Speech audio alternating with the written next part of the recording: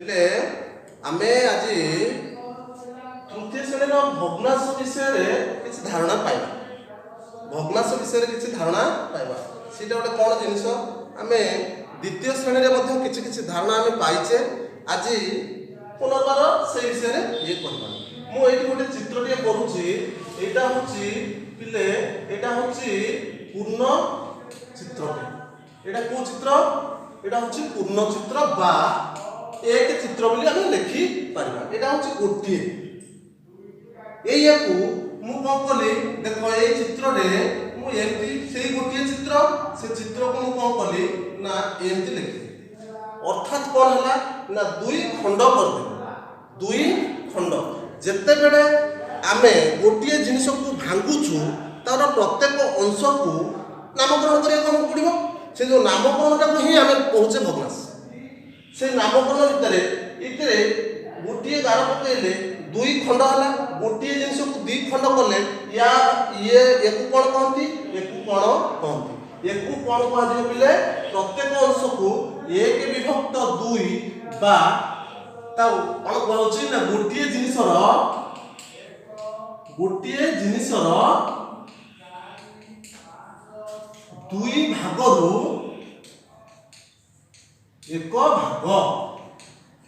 अर्थात एटा एक विभक्त दुई एटा मध्य एक विभक्त दुई। एठी पिले तुमको गोटे प्रश्न पचारिया चाहूची जे आमे तो गोटे चित्र करथिले दी भाग करले ताले ता भितरे एक विभक्त दुई केइटा रहउची गणित कोन करबा गोटे दीटा ताले एक रे एक विभक्त दुई बा अधा आमे को गोटे जिनिस दुई भाग भागे बा एक विभक्त दुई को कोन कहि पाउछे ताको अधा मध्य कहि पाउछे। कोन कहि पाउछे अधा। गोटे जिनिस रे केतेटा अधा रहउछे ना दीटा अधा रहउछे। एबे पिले सेही परी पुनर्बार मु सेही गोटे कोन करूची गोटे चित्र कली से चित्रटी को मु कोन कली ना तीन भाग रे विभक्त कली। तीन भाग रे विभक्त कली ताले ए जो प्रत्येक भाग को कोन कहले ना प्रत्येक भाग को एक विभक्त तीन बोली हमें कहले बा गोटे जिनिसर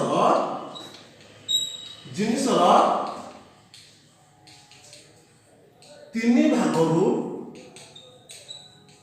एक भाग बा अधा तक आम कहूने तार नाम कौन अच्छी एक तृतीयांश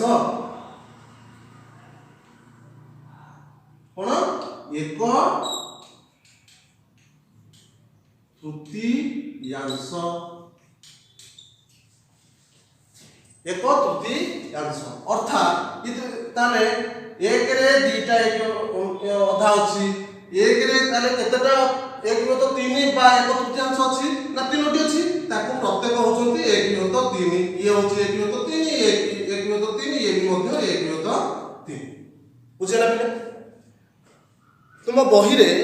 विभिन्न प्रकार चित्र देछि मोर गोटे प्रकारिया चित्र करिवार उद्देश्य होछि कोन पिले तमे जानो जिनिसटा को जानो भलो एबे एक विभक्त दुई बा अधा जानिलो एक विभक्त तीन बा एक तृतीयांश जानिलो एबे कोन हबो तमे मन को मन भी जानि पारुथिबो। गोटे जिनिस को मु जदि चारि भाग करदेबी तार प्रत्येक भाग को एक विभक्त चारि बा चारि समान भागरू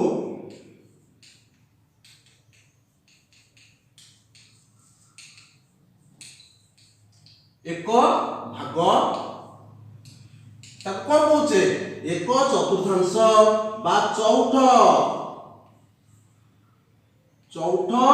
बा कोन कहउचे एक चतुर्थांश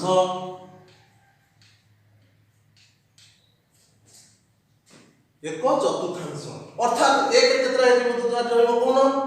चौथ केतरा रहबो एक दो तीन चार ताले प्रत्येक गुणा केते केते एक विभक्त चार एक विभक्त चारि एक विभक्त चारि एक विभक्त चारि रहउछ के नै। एही हिसाब रे मु भाबुची बोधे मु आउ अधिक चित्र न करी मु तुमको प्रश्न पचारि मध्ये एटा समाधान कर देई पारि। ताले एक रे केतोटी एक विभक्त 5 रहिबो कहि परिबो पिले जति एक विभक्त 2 2टी एक विभक्त 3 3टी एक विभक्त 4 4टी ताले एक विभक्त 5 केतोटी हबो मु भाबुची बोधे प्राय समस्त कहइबो 5टी हबो कि नै सेमती एक रे केतोटी एक विभक्त 6 रहिबो केतरा रहिबो कहले पिले मु भाबुची कहइबो समस्त 6टी এই হিসাবে আমি অভ্যাস করে দেই পারিবা এক রে কেতোটি এক বিভক্ত 2 এক বিভক্ত 3 এক বিভক্ত 4 এক বিভক্ত 5 এক বিভক্ত 6 এক বিভক্ত 7 এক বিভক্ত 8 এক বিভক্ত 9 এক বিভক্ত 10 এক বিভক্ত 11 এম চলা আপনি চলা যেতে যাই পারিবা এবে মোর গোটিয়ে জিনিস আউ গোটিয়ে জিনিস মই এটি তুমি কইବାକୁ চাহুছি বিলে কোন কইବାକୁ চাহুছি না এ গুরুজি আপন কইদেলে এক রে কেতটা এক বিভক্ত 2 ଅଛି ମୁଁ କିନ୍ତୁ ଜାଣି ପାରୁନି ଯେ 2 ରେ କେତେଟା 1 ବିଭକ୍ତ 2 ଅଛି 2 ରେ କେତୋଟି 1 ବିଭକ୍ତ 2 ଅଛି यार सूत्र कोन मिले मु शॉर्टकट रे बतेइबी मु एते गणा गणित मते भल लागेनी हिसाब सब बेले गणित माने कोन हिसाब केमति करबी ना एक को ए तळे जहा थिबो इतरे गुण 2 गुणन 2 समान बुझिया जति हला आ गोटे प्रश्न म पचरे चाहूची 3 रे केतोटी 1 विभक्त 5 रहिबो कोन कदम कहले एक इतर गुण पूर्ण संख्या को एटा माने कोन कहूचे ए जो कोटा को हम कहूचे एटा कोन कहले एटा हर एटा को हर कहू ताले पूर्ण संख्या हला 3 गुणन हर होची 5 समान केते रहइबो 15टी कोन जदि कहबी 5 रे केतोटी 1 विभक्त 7 रहइबो पिले आम भितर अन्य पिला भी आ भितर उत्तर पाई सारिबे 7 गुणन केते हबो 5 35टी एमति हम जदि अभ्यास करि परिबा ताले को जिनिस रे केतोटी 1 विभक्त 2 हो 1 विभक्त 3 हो 1 विभक्त 4 हो 1 विभक्त 5 हो हमको गणिया पड़िबो गुणन करिकि हम जानि देई पाइबा एबे पिले बुझि पारलो कि एबे पिले आमे ए जिनिस हमरा बहुरास विषय जानिले जानिया भितरे मु तो या भितरे गोटे जिनिस कहि चलिछि 1 विभक्त 2 अर्थात हमें एकटा को कोन कहूचे दुईटा को कोन कहूचे एकटा को हमें कोन कहूचे एक होची लब दुईटा होची कोन हर भग्नाष्टा सब बेले लबटा कोन रहउची पिले लबटा ऊपर रहउची लब ऊपरे हर कोन रहउची तळे रहउची एति सब बेले पई कि हमें सेमते आ गोटे मन कर मु कहउची एक विभक्त न कहि कि मु कहउची 3 विभक्त 5 एको कोन पढुचे या एक कोन पढुचे